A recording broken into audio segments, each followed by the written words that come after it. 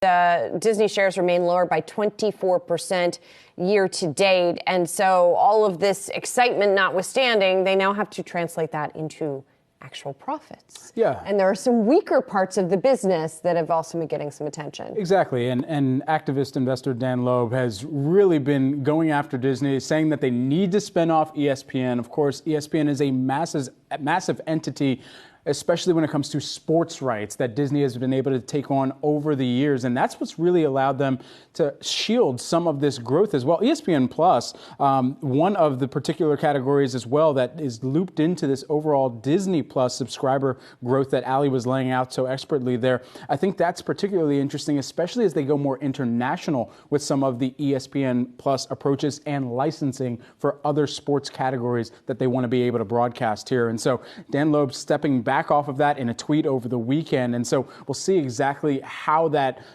steers the management over at Disney.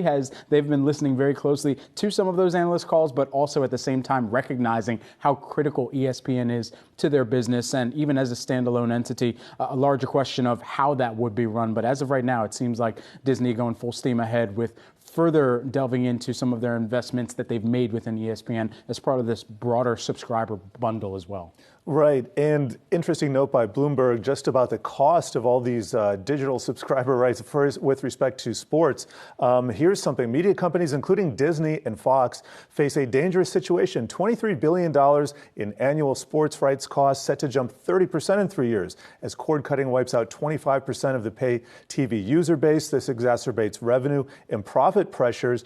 Meanwhile, the play for sports by Amazon.com and Apple is pushing fees higher in marquee content outside the TV bundle. So, yeah, unlock that value, Disney. Maybe spin it off. I don't know what the solution is, but it looks like costs are going up and competition is ever increasing. Well, Bob Chapek bringing up the magic word sports betting when he was talking about ESPN as well. Now, Eye to the blockchain. But it feels like those words are magic in the eyes of investors, but it feels like they have yet to actually bear fruit, either for ESPN or for the sports betting companies themselves, which are falling all over each other to attract people through promotioning. Now, so we're at a very early stage in that sports betting industry, and we'll see ESPN, obviously, which has amazing brand recognition, how much it's going to be able to really get into that industry and make monetize it. Right, and you would think that they would not spin off ESPN without some type of tandem tie-in or an acquisition that they would make on the sports betting front